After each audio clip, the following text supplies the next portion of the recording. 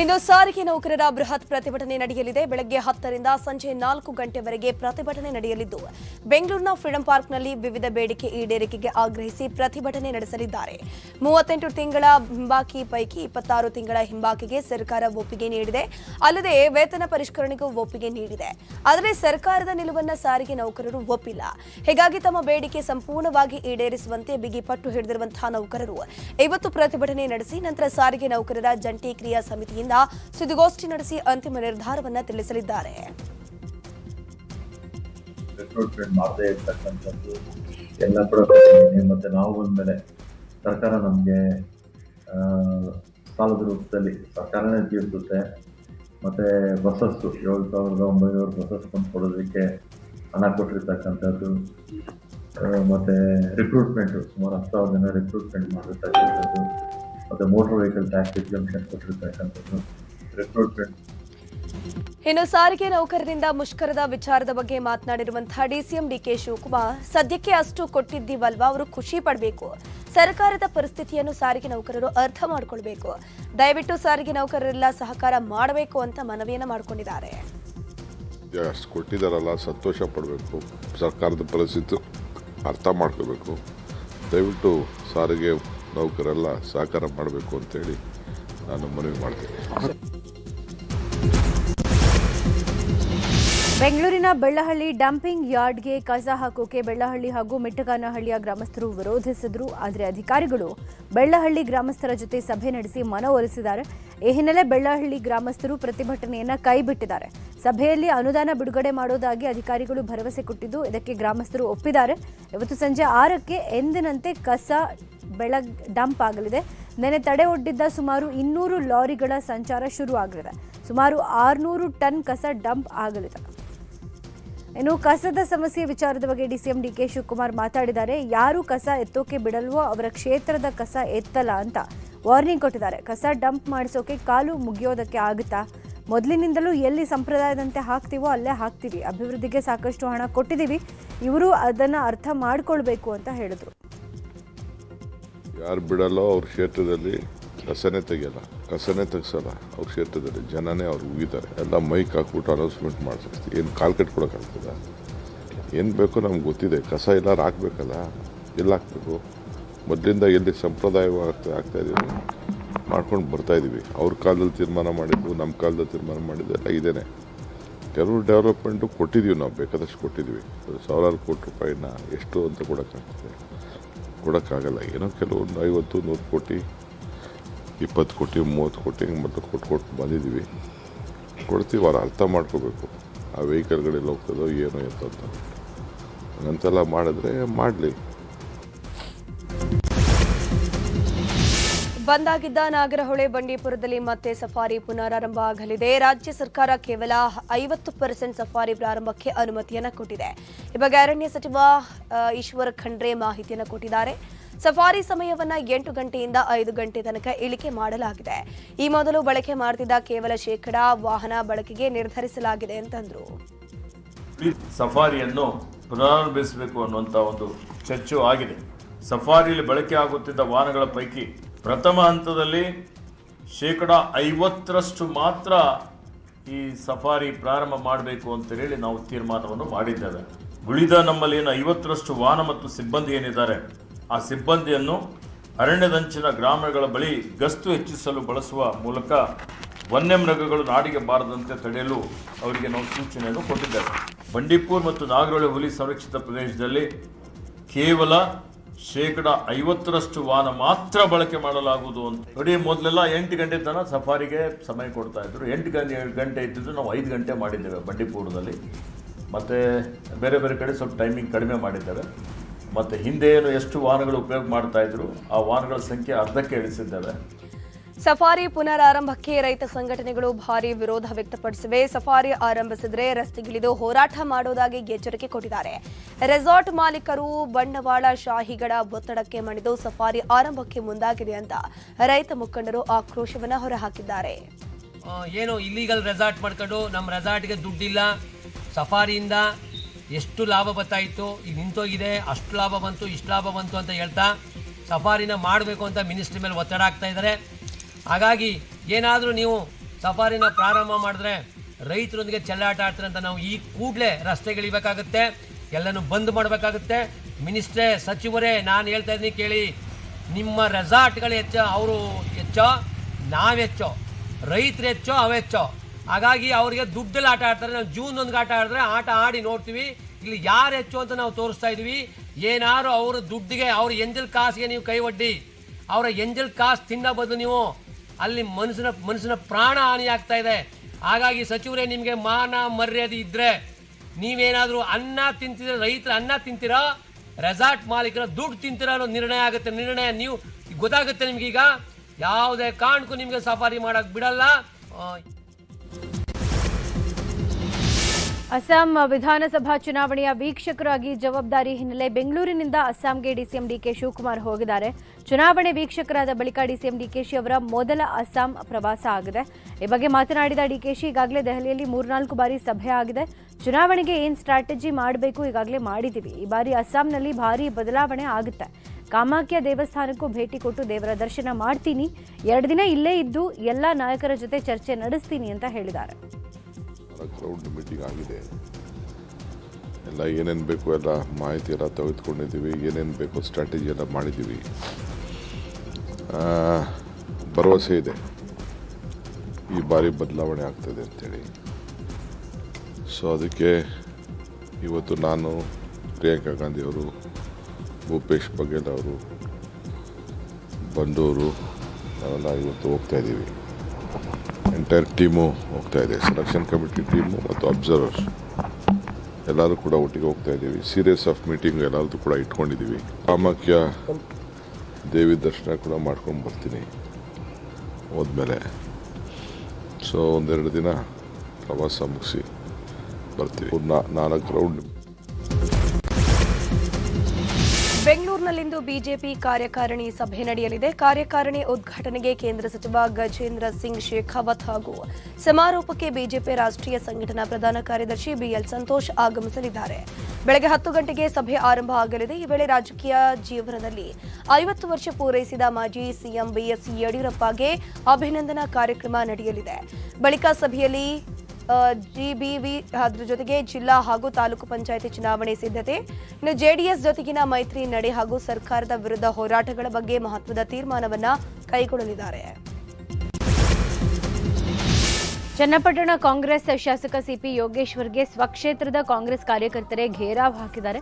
ಚನ್ನಪಟ್ಟಣ ತಾಲೂಕಿನ ಸಿದ್ದನಹಳ್ಳಿ ಗ್ರಾಮದಲ್ಲಿ ಕಾಂಗ್ರೆಸ್ ಕಾರ್ಯಕರ್ತರೇ ಘೇರಾವ್ ಹಾಕಿದ್ದಾರೆ. ಗ್ರಾಮದಲ್ಲಿ ಅನ್ಯ ಪಕ್ಷದ ಕಾರ್ಯಕರ್ತರು ಆಯೋಜನೆ ಮಾಡಿದ್ದ ಕುರುಕ್ಷೇತ್ರ ನಾಟಕಕ್ಕೆ ತಮ್ಮದೇ ಕಾಂಗ್ರೆಸ್ ಪಕ್ಷದ ಕಾರ್ಯಕರ್ತರಿಗೆ ಮಾಹಿತಿ ಕೊಡದೆ ನಾಟಕ ಕಾರ್ಯಕ್ರಮದಲ್ಲಿ ಪಾಲ್ಗೊಂಡಿರುವುದಕ್ಕೆ ಕೈ ಕಾರ್ಯಕರ್ತರು ಸಿಪಿವೈ ವಿರುದ್ಧ ಆಕ್ರೋಶ ವ್ಯಕ್ತಪಡಿಸಿದರು. ಕೊಲೆ, ಅಪಹರಣ, ಸುಲಿಗೆ, ಕಳವು ಸೇರಿದಂತೆ ಸುಮಾರು 26 ಪ್ರಕರಣಗಳಲ್ಲಿ ಭಾಗಿಯಾಗಿದ್ದ ಕುಖ್ಯಾತ ರೌಡಿ ಶೀಟರನ್ನ ದಕ್ಷಿಣ ಕನ್ನಡ ಸಿಸಿಬಿ ಪೊಲೀಸರು ಈಗ ಬಂಧಿಸಿದ್ದಾರೆ. 9 ವರ್ಷಗಳಿಂದ ವಿದೇಶದಲ್ಲೇ ತಲೆಮರೆಸಿಕೊಂಡಿದ್ದ ಸಹ್ವಾನ್ ಹುಸೇನ್ ಅನ್ನ ಬಂಧಿಸಲಾಗಿದೆ. ಮಂಗಳೂರು ನಗರ, ಉಡುಪಿ ಜಿಲ್ಲೆ ವ್ಯಾಪ್ತಿಯ ವಿವಿಧ ಪೊಲೀಸ್ ಠಾಣಾ ವ್ಯಾಪ್ತಿಯಲ್ಲಿ 2 ಕೊಲೆ, 4 ಕೊಲೆ ಯತ್ನ, ಗ್ಯಾಂಗ್ರೇಪ್, ದರೋಡೆ ಸೇರಿದಂತೆ 26 ಪ್ರಕರಣಗಳಲ್ಲಿ ಭಾಗಿಯಾಗಿದ್ದ ಮುಲ್ಕಿ ಪೊಲೀಸ್ ಠಾಣೆಯಲ್ಲಿ 2008ರಲ್ಲೇ ಪ್ರಕರಣ ದಾಖಲಾಗಿತ್ತು. ನೇಹಾ ಹಿರೇಮಠ್ ಹತ್ಯೆ ಪ್ರಕರಣ ಸಂಬಂಧ ತನಿಖೆ ಮುಂದುವರೆದಿದೆ. ಟ್ರಯಲ್ಸ್ಗೆ ನೀಡಿದ್ದ ತಡೆಯಾಜ್ಞೆಯನ್ನ ಕೋರ್ಟ್ ತೆರವು ಮಾಡಿದೆ. ತಡೆಯಾಜ್ಞೆ ತೆರವಿಗೆ ಹುಬ್ಬಳ್ಳಿಯಲ್ಲಿ ಶ್ರೀರಾಮ ಸೇನೆ ರಾಷ್ಟ್ರೀಯ ಅಧ್ಯಕ್ಷ ಪ್ರಮೋದ್ ಮುತಾಲಿಕ್ ಸ್ವಾಗತಿಸಿದ್ದಾರೆ. ಇನ್ನು ಪ್ರಕರಣ ಸಂಬಂಧ ಇಬ್ಬರು ವಕೀಲರು 3 ಬಾರಿ ಜಾಮೀನಿಗೆ ಪ್ರಯತ್ನಿಸಿದ್ದಾರೆ. ಆದರೆ ಕೋರ್ಟ್ 3 ಬಾರಿಯೂ ಕೂಡ ಜಾಮೀನು ಅರ್ಜಿಯನ್ನು ತಿರಸ್ಕರಿಸಿದೆ. ಇದರಿಂದಾಗಿ ನೇಹಾ ಕುಟುಂಬಸ್ಥರ ಪರ ವಕೀಲರ ವಾದಕ್ಕೆ ಮನ್ನಣೆ ಸಿಕ್ಕಿದೆ ಅಂತ ಮುತಾಲಿಕ್ ಹೇಳಿದ್ದಾರೆ. ಮುಖ್ಯಮಂತ್ರಿಗಳು ಕೂಡ ಹೇಳಿದ್ರು 3 ತಿಂಗಳಲ್ಲಿ ಫಾಸ್ಟ್ ಟ್ರ್ಯಾಕ್ ಮೂಲಕ ಕೋರ್ಟಿನ ಮೂಲಕ ಶಿಕ್ಷೆ ಕೊಡ್ತೀವಿ ಅಂತನ್ನುವಂತ. ನಾಳೆ ಬರುವಂತ ಏಪ್ರಿಲ್ 22ಕ್ಕೆ ಏಪ್ರಿಲ್ ತಿಂಗಳಲ್ಲಿ 3 ವರ್ಷ ಆಗುತ್ತೆ. ನೀವು ಮಾನ್ಯ ಮುಖ್ಯಮಂತ್ರಿಗಳಾಗಲಿ ಅಥವಾ ಆಕ್ರೋಶ ವ್ಯಕ್ತಪಡಿಸಿದಂತಹ ಎಲ್ಲ ರಾಜಕೀಯ ನಾಯಕರಾಗಲಿ ಇವತ್ತು ಮರೆತು ಬಿಟ್ರು. ನ್ಯಾಯಾಲಯ ಮರೆತಿಲ್ಲ. ಮತ್ತು ಇನ್ನೊಂದು ವಿಶೇಷವಾಗಿ ನಾನು ಈ ಸಂದರ್ಭದಲ್ಲಿ ಹೇಳಲೇಬೇಕಾದದ್ದು ಅಂದ್ರೆ, ಮುಸ್ಲಿಂ ಸಮಾಜದವರು ಕೂಡ ಇದರ ವಿರುದ್ಧ ಆಕ್ರೋಶ ವ್ಯಕ್ತಪಡಿಸಿ ಎಲ್ಲವನ್ನೂ ಹೇಳಿ ಕೊನೆಗೆ ಅವರು ಹೇಳಿದಂತಹದ್ದು, ಈ ಸಂದರ್ಭದಲ್ಲಿ ಈ ಹುಡುಗನಿಗೆ ನಾವು ಯಾರ ಕಡೆಯಿಂದನೂ ಯಾವ ಮುಸ್ಲಿಂ ವಕೀಲರ ಕಡೆಯಿಂದ ವಕಾಲತ್ತು ಹಾಕೋಲ್ಲ ಅಂತನ್ನುವಂಥದ್ದು ಹೇಳಿದ್ರು. ನಾನೇ ಮುಖ್ಯಮಂತ್ರಿ. ಬೆಂಗಳೂರಿನ ಸಂಗೊಳ್ಳಿ ರಾಯಣ್ಣ ರೈಲ್ವೆ ನಿಲ್ದಾಣದಲ್ಲಿ ಇದ್ದಕ್ಕಿದ್ದಂಗೆ ಕಾರು ಹಾಗೂ ಆಟೋ ಹೊತ್ಕೊಂಡು ಉರಿದಿದೆ. ಮೆಜೆಸ್ಟಿಕ್ ರೈಲ್ವೆ ಸ್ಟೇಷನ್ ಪಾರ್ಕಿಂಗ್ ಲಾಟ್ನಲ್ಲಿ ನಿಂತಿದ್ದ ಕಾರಿನಲ್ಲಿ ಬೆಂಕಿ ಕಾಣಿಸಿಕೊಂಡ ಬಳಿಕ ಕಾರಿನ ಪಕ್ಕದಲ್ಲೇ ನಿಂತಿದ್ದ ಆಟೋ ಕೂಡ ಬೆಂಕಿಗಾಹುತಿ ಆಗಿದೆ. ಯಾರೋ ಕಿಡಿಗೇಡಿಗಳು ಬೆಂಕಿ ಹಾಕಿರೋ ಬಗ್ಗೆ ಅನುಮಾನ ವ್ಯಕ್ತವಾಗಿದೆ. ಸೊ ಇಲ್ಲಿ ಬಂದು ನೋಡಿದಾಗ ಕಾರಿಗೆ ಬೆಂಕಿ ಹಟ್ಕೊಂಡಿತ್ತು. ಸೊ ಇಮಿಡಿಯೇಟಾಗಿ ಫೈರ್ ಕನೆಕ್ಟ್ ಆಗ್ತಿರ್ಲಿಲ್ಲ. ಪೊಲೀಸವ್ರು ಫೋನ್ ಮಾಡಿ ಅವ್ರ ಕಡೆಯಿಂದ ಫೈರ್ ಇಂಜಿನ್ ಅವ್ರು ಬಂತು. ಹಾಂ, ಕಾರ್ ಫುಲ್ಲು ಅಂಟ್ಕೊಂಡಿತ್ತು. ಪಕ್ಕದಲ್ಲಿ ಒಂದು ಆಟೋ ಇತ್ತು, ಅದಕ್ಕೂ ಅಂಟ್ಕೊಳಕ್ಕೆ ಇದಾಗಿತ್ತು. ಇಷ್ಟೆಲ್ಲ ಗೊತ್ತಿಲ್ಲ. ನಾವು ಊಟ ಮಾಡ್ತಾ ಇದ್ವಿ, ನೋಡಿದ್ವಿ ಅಷ್ಟೇ. ಇಂಡಿಯನ್ ಆಗಿರೋನ್ಗೆ ಅದು ಜವಾಬ್ದಾರಿ. ಫೋನ್ ಮಾಡಬೇಕು, ಫೈರ್ ಇಂಜಿನ್ ಫೋನ್ ಮಾಡಬೇಕು ಅನ್ನೋದೊಂದು ಮನಸ್ಸಿಗೆ ಬಂತು. ಫೋನ್ ಮಾಡಿದೆ ಬಂತು. ಇನ್ನು ಬೆಂಗಳೂರು ನೆಲಮಂಗಲ ಹೈವೇ ಫ್ಲೈಓವರ್ ಮೇಲಿನ ಸೈನ್ ಬೋರ್ಡ್ ಪೋಲ್ನಲ್ಲಿ ಬೆಂಕಿ ಕಾಣಿಸಿಕೊಂಡಿದೆ. ಶಾರ್ಟ್ ಸರ್ಕ್ಯೂಟ್ ಬೆಂಕಿ ಅವಘಡ ಸಂಭವಿಸಿದೆ. ಸೈನ್ ಬೋರ್ಡ್ಗೆ ಕರೆಂಟ್ ಸಪ್ಲೈ ಮಾಡೋ ವೈರ್ನಿಂದ ಬೆಂಕಿ ತಾಗಿದೆ. ವಾಹನ ಸವಾರರ ಮಾಹಿತಿಯ ಮೇರೆಗೆ ಅಗ್ನಿಶಾಮಕ ದಳ ಬೆಂಕಿಯನ್ನು ನಂದಿಸಿದೆ. ಶಿವಮೊಗ್ಗದ ತೀರ್ಥಹಳ್ಳಿ ಪಟ್ಟಣದ ಸಮೀಪದ ಬಾಳೆಬೈಲಿನ ಬಳಿ ಇರುವಂತಹ ಸಿದ್ದೇಶ್ವರ ಗುಡ್ಡಕ್ಕೆ ಕಿಡಿಗೇಡಿಗಳು ಬೆಂಕಿ ಹಚ್ಚಿದ್ದಾರೆ. ಬೀಡಿ ಅಥವಾ ಸಿಗರೆಟ್ ಸೇದಿ ಹಾಕಿದ್ದ ಹಿನ್ನೆಲೆಯಲ್ಲಿ ಸಿದ್ದೇಶ್ವರ ಗುಡ್ಡ ಹೊತ್ತಿಯುರಿದಿದೆ. ಅಗ್ನಿಶಾಮಕ ದಳ ಸಿಬ್ಬಂದಿ ಹಾಗೂ ಸಿದ್ದೇಶ್ವರ ಸಮಿತಿಯ ಯುವಕರು ಬೆಂಕಿಯನ್ನು ನಂದಿಸಿದ್ದಾರೆ. ರಾಯಚೂರು ಜಿಲ್ಲೆ ಸಿದ್ದಾಪುರ ಯಲ್ಲಮ್ಮ ದೇವಿ ಜಾತ್ರೆಯಲ್ಲಿ ಗಾಳಿಯಲ್ಲಿ ಗುಂಡು ಹಾರಿಸಿದ ಇಬ್ಬರು ವ್ಯಕ್ತಿಗಳನ್ನು ಬಂಧಿಸಲಾಗಿದೆ. ಜಾತ್ರೆಯಲ್ಲಿ ಜೆಡಿಎಸ್ ಮುಖಂಡರು ಅಂತ ಹೇಳಲಾದ ಮೌನೇಶ್ ನಾಯಕ್ ಹಾಗೂ ಭೀಮಣ್ಣ ಅನ್ನೋರು ಗಾಳಿಯಲ್ಲಿ ಗುಂಡು ಹಾರಿಸಿದ್ರು. ಆ ವಿಡಿಯೋ ಸಾಮಾಜಿಕ ಜಾಲತಾಣಗಳಲ್ಲಿ ವೈರಲ್ ಆಗಿತ್ತು. ಈಗ ಸಾರ್ವಜನಿಕರ ಸುರಕ್ಷತೆಯ ದೃಷ್ಟಿಯಿಂದ ಪೊಲೀಸರು ಆರೋಪಿಗಳ ವಿರುದ್ಧ ಸ್ವಯಂ ಪ್ರೇರಿತರಾಗಿ ಜಾಲಹಳ್ಳಿ ಪೊಲೀಸ್ ಠಾಣೆಯಲ್ಲಿ ಪ್ರಕರಣ ದಾಖಲಿಸಿ ಇಬ್ಬರನ್ನು ಬಂಧಿಸಿದ್ದಾರೆ. ಗೋವುಗಳ ಅಕ್ರಮ ಸಾಗಣೆ ಮಾಡುತ್ತಿದ್ದವರನ್ನ ಯುವಕರು ಪತ್ತೆ ಮಾಡಿದ್ದಾರೆ. ಮಹಾರಾಷ್ಟ್ರದಿಂದ ಬೆಂಗಳೂರಿಗೆ ಹೊರಟಿದ್ದ ಲಾರಿಯಲ್ಲಿ 20ಕ್ಕೂ ಹೆಚ್ಚು ಅಧಿಕ ಗೋವುಗಳನ್ನು ಸಾಗಾಟ ಮಾಡಲಾಗ್ತಿತ್ತು. ಈ ಬಗ್ಗೆ ಖಚಿತ ಮಾಹಿತಿ ಸಿಕ್ಕ ಹಿನ್ನೆಲೆ ಕೊಪ್ಪಳ ತಾಲೂಕಿನ ರಾಷ್ಟ್ರೀಯ ಹೆದ್ದಾರಿ ಶಹಾಪುರ ಟೋಲ್ನಲ್ಲಿ ಯುವಕರು ಲಾರಿ ತಡೆ ಹಿಡಿದು ಮುನಿರಾಬಾದ್ ಪೊಲೀಸ್ ಠಾಣೆಗೆ ಒಪ್ಪಿಸಿದ್ದಾರೆ.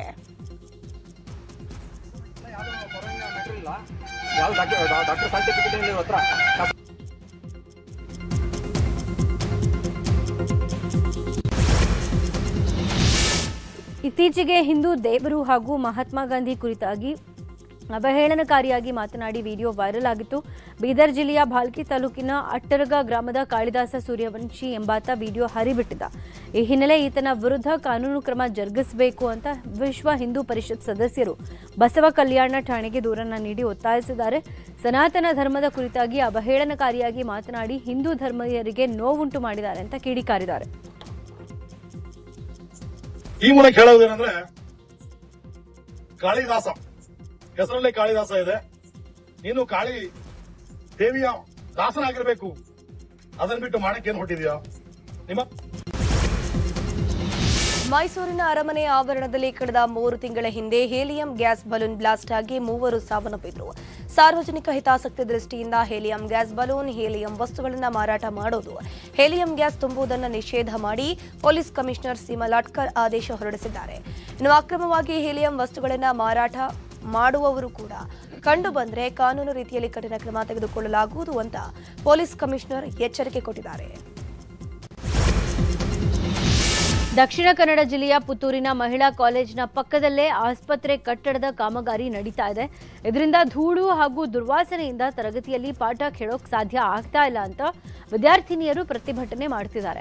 ವಿದ್ಯಾರ್ಥಿನಿಯರ ಪ್ರತಿಭಟನೆ ಹಿನ್ನೆಲೆ ಶಾಸಕ ಅಶೋಕ್ ಕುಮಾರ್ ರೈ ಆಸ್ಪತ್ರೆಯ ಡಯಾಲಿಸಿಸ್ ಘಟಕದ ಕಾಮಗಾರಿಯನ್ನು ರಾತ್ರಿ ವೇಳೆಯಲ್ಲಿ ಮಾಡೋದಾಗಿ ಭರವಸೆ ಕೊಟ್ಟಿದ್ರು. ಆದರೆ ಕಾಮಗಾರಿ ಮಾತ್ರ ತರಗತಿ ಅವಧಿಯಲ್ಲೇ ಮತ್ತೆ ನಡೀತಾ ಇದೆ ಅಂತ ವಿದ್ಯಾರ್ಥಿನಿಯರು ಆರೋಪ ಮಾಡಿದ್ದಾರೆ.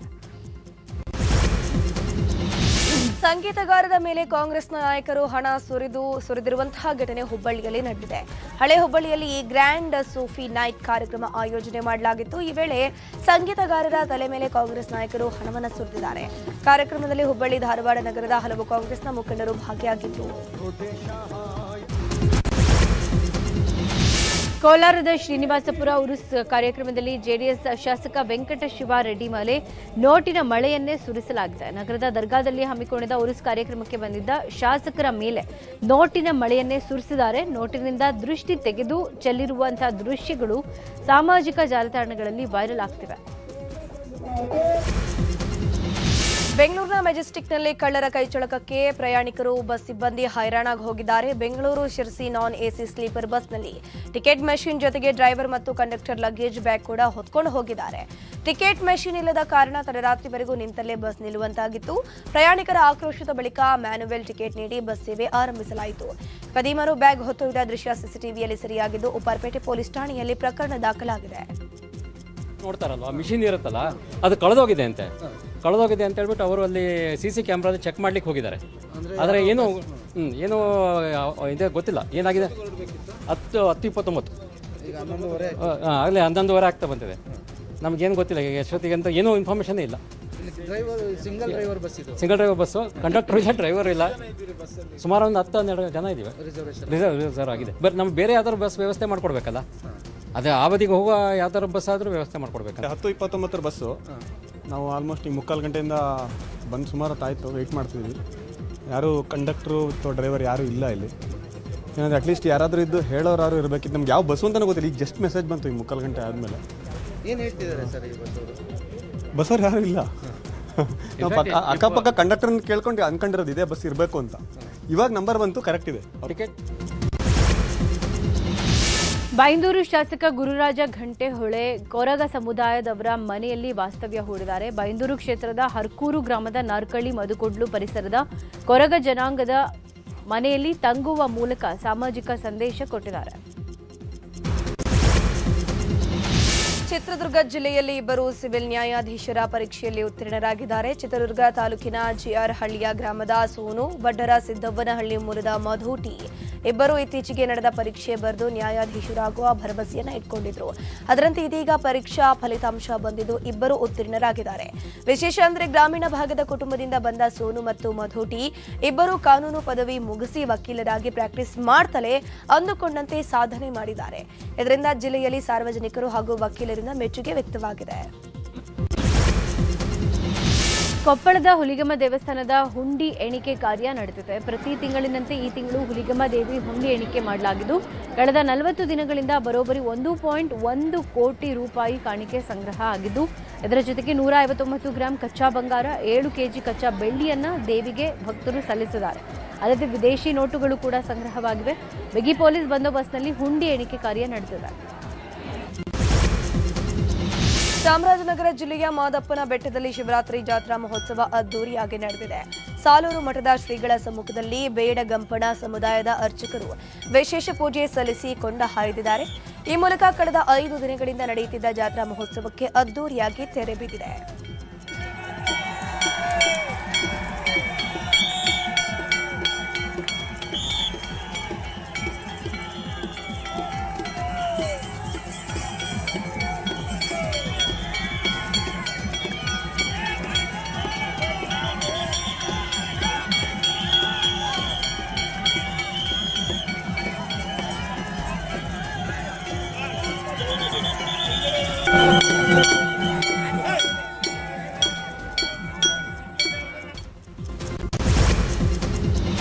ಉಡುಪಿ ಜಿಲ್ಲೆಯ ಬ್ರಹ್ಮಾವರಕ್ಕೆ ವಂದೇ ಮಾತರಂ ಕೋಸ್ಟಲ್ ಸೈಕ್ಲೋಥಾನ್ ತಲುಪಿದೆ. ಕೇಂದ್ರ ಕೈಗಾರಿಕಾ ಭದ್ರತಾ ಪಡೆ ಆಯೋಜಿಸಿರುವ ಅಪರೂಪದ ರ್ಯಾಲಿ ಇದಾಗಿದೆ.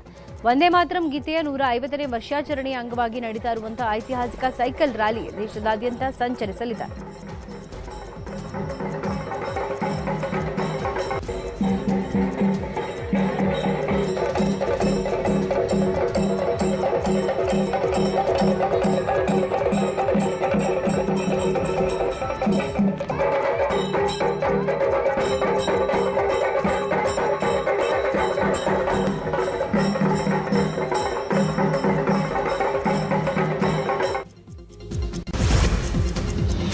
ಫೆಬ್ರವರಿ 26ಕ್ಕೆ ರಶ್ಮಿಕಾ ಮಂದಣ್ಣ ಸಪ್ತಪದಿ ತುಳಿಯಲಿದ್ದಾರೆ. ರಶ್ಮಿಕಾ ಮದುವೆ ಬಗ್ಗೆ ದಾವಣಗೆರೆಯಲ್ಲಿ ನಟ ಪ್ರಮೋದ್ ಶೆಟ್ಟಿ ಪ್ರತಿಕ್ರಿಯಿಸಿದ್ದಾರೆ. ನಮಗೆ ಆಹ್ವಾನ ಬಂದಿಲ್ಲ, ಬಂದ್ರೆ ಹೋಗ್ತೀನಿ. ರಶ್ಮಿಕಾ ಮಂದಣ್ಣ ವಿಚಾರದಲ್ಲಿ ರಕ್ಷಿತ್ ಶೆಟ್ಟಿಗೆ ಯಾವುದೇ ಗಿಲ್ಟ್ ಫೀಲ್ ಇಲ್ಲ, ಅದು ಯಾವ ಕಾಲಕ್ಕೂ ಮುಗ್ದು ಹೋಯ್ತು ಅಂತಂದ್ರು. ಹಂಗೆ ಅವ್ನು ಸ್ವಲ್ಪ ಕಳೆದೋಗ್ ರಶ್ಮಿಕಾ ಅವ್ರ ಮದುವೆಗೆ ಸರ್ ನನಗೆ ಇನ್ವಿಟೇಷನ್ ಬಂದಿಲ್ಲ ಸರ್, ಬಂದ್ರೆ ಹೋಗ್ತೀನಿ. ಅವ್ರು ನನಗೆ ಕೊಡಲ್ಲ ಅಂತಾನು ಗೊತ್ತು ಸರ್. ಬರಲ್ಲ ಸರ್, ಅದು ಎಲ್ಲರಿಗೂ ಗೊತ್ತಿರೋ ವಿಚಾರ, ಅದ್ರಲ್ಲಿ ಹೊಸ್ತೇನಿದೆ ಸರ್. ಬರ್ತಾರೆ, ಮೊನ್ನೆ ಅಷ್ಟು ಸ್ಟೇಟ್ಮೆಂಟ್ ಕೊಟ್ಟಿದಾರಲ್ಲ ಎಲ್ಲ ಒಂದ್ ಕಡೆ. ಫಿನಿಕ್ಸ್ ತರ ಜೂಕ್ ಮೇಲ್ ಬರ್ತಾನೀಗ. ಅವನೆಲ್ಲೂ ಹೋಗ್ಲಿಲ್ಲ, ಅವ್ನು ಬರೆಯೋದೇ ಹಂಗೆ. ಅವ್ನು ಸ್ವಲ್ಪ ಕಳೆದೋಗ್ತಾನೆ, ಕಳೆದೋಗಿ ವಾಪಸ್ ಬಂದು ಆರಾಮಾಗಿ ಸಿನಿಮಾ ಮಾಡ್ತಾನೆ. ಅವನಿಗೆ ನಮ್ಮಷ್ಟೆಲ್ಲ ಅರ್ಜೆಂಟ್ ಇಲ್ಲ, ಕೂಲ್ ಆಗಿ. ಅದೆಲ್ಲ ಯಾವ ಕಾಲದಲ್ಲ ಹೋಯ್ತು ಬನ್ನಿ ಸರ್. ಏನ್ ಚಿಕ್ಕ ಮಕ್ಕಳ ಸರ್, ಇನ್ನು ಅದ್ರನ್ನೇ ಕೊರ್ಕೊಂಡು ಕುತ್ಕೊಳಕ್ಕೆ ಚಾಕ್ಲೇಟ್ ತಿನ್ನೋರ, ಅದೆಲ್ಲ ಮುಗ್ದಾಯ್ತು. ರಶ್ಮಿ